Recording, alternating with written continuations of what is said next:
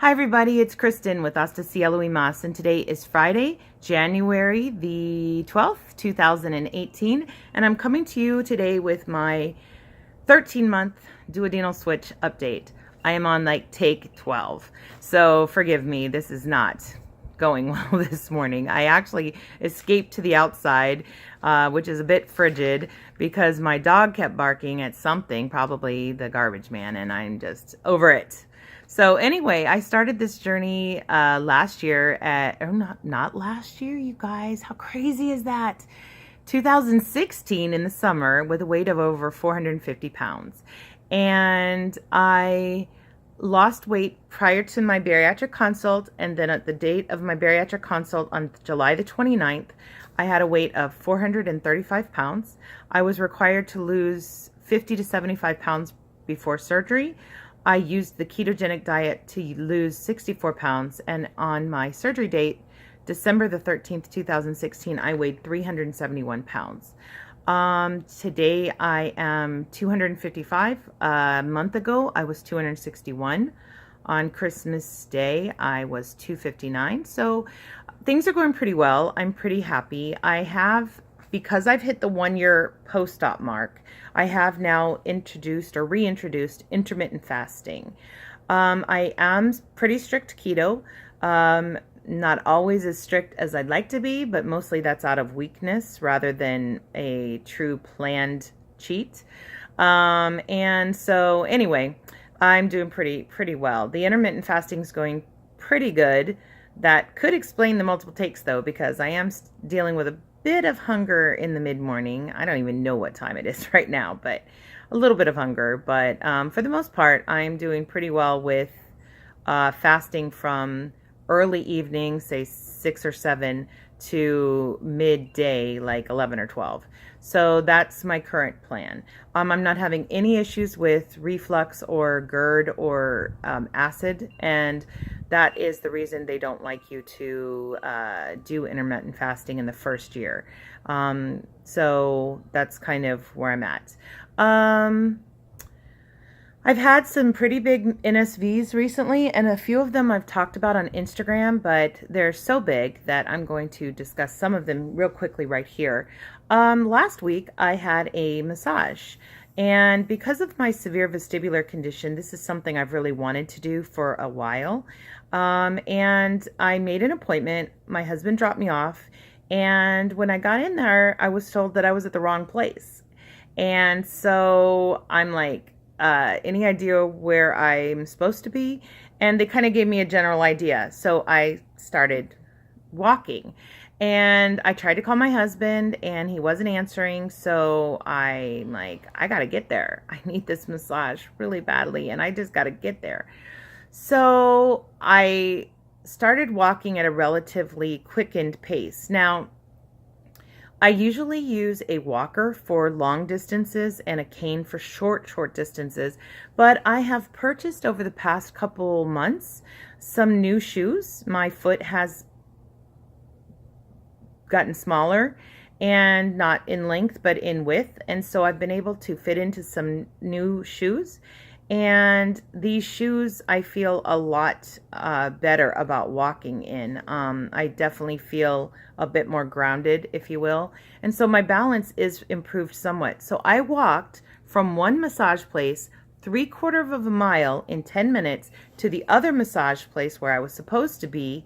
And according to my fitness app, it said I did it at a healthy pace. So you guys, this was like such a big deal for me, such a big deal for me to even think that I can walk a mile and a half, 2 miles without falling and at a healthy pace. What's up with that? So that was really huge. Now, I want to share my other NSV, this shirt, which is the cutest color on the planet. It's a tie-dyed purple, and the softest shirt I've ever owned in my entire life was purchased at Sam's Club. You guys, I bought clothing at Sam's Club. Now, most of you, virtually all of you, know what a big deal that is, right? You know, last year, I could barely find anything to wear to my children's quinceañera, their 15th birthday party that we had. I needed a 6X and I couldn't find anything in a 6X. And so I wore a tight 5X dress to their quinceañera. And so that was really, really a big deal. And then finally, another big deal, I have a couple more. So another big deal is that, as you know, I went to Monterrey with Joni from Smile and Shrinking in the end of October. And the night before her surgery, we took each other's measurements. And I had saved mine and not thought to look at them. But I had a real slowdown. Even though I was really sticking to a strict keto diet, I had a real slowdown in what the scale was saying. I don't completely understand what was going on, but Joni last month in December said, why don't you check your measurements? So I checked my measurements, you guys. And you know what? Even though the scale maybe showed a 3 to 5 pound difference at that point, I had lost 19 inches. 19 inches. I'm not going to go into them. And we're talking, right upper arm, left upper arm. I might have that wrong. Anyway, right and left upper arm, right and left thigh, waist, breast, hips, just the basics. And 19 inches, that seems like a lot in 2 months. So, sometimes the scale just lies. And for me, particularly because of my balance problems, my vestibular issues, I can't always guarantee that I'm getting an accurate reading because the scale fluctuates a lot because I can't balance. I see all kinds of numbers every morning, and so it's very, very frustrating. So when I was measured last summer, I had a height of 5'6.5". Okay, now of course I rounded up to 5'7", but I had never measured that short ever. I used to be 5'8". My mother was 5'10". So I was shocked, to say the least, to see a 5'6.5", 5'6.5" height measurement. I do believe that I've regained some height this year with a 200-pound weight loss. I'm excited to actually get measured again sometime soon and see what my height is. But I don't know that I'll ever get back to my 5'8" or 5'8.5", wherever I used to be as a child, as a young person.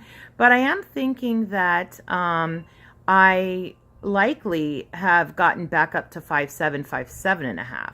So anyway, that said, because I am now officially obese. Now, that may not seem like a big deal, but I started out with a BMI in the super morbidly obese range of 73, okay? I am now 39.9-ish. I am under 40 BMI. And now, in order to get to overweight, which, you guys, I don't think I've ever been this weight in my 20 plus. Like maybe under 20, I was under 250 pounds. But over the age of 20, past first, second year in college, I have not seen the 250s at all. And so, and especially with the skin that I still have, I'm sure it's 10 pounds, absolutely sure.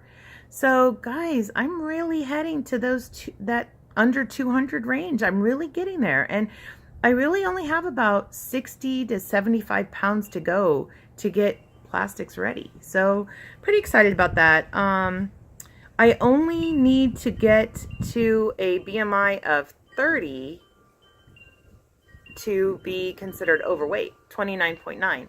So I don't know that I'm going to care much once I get much closer to the normal range. I am a very large framed person, but just to get out of the category of super morbidly obese for me was just huge. So that kind of covers my month in a nutshell. And I have a lot of regrowth of my baby fine hairs. And my hair is a mess. And I don't know what I'm going to do about it, if anything, right now. But yeah, that's about what's going on. So just trucking along, trying some new things. Haven't been back to the gym, but I did get a massage. So I'm still in physical therapy. I'm making an appointment today to see the surgeon about my shoulder.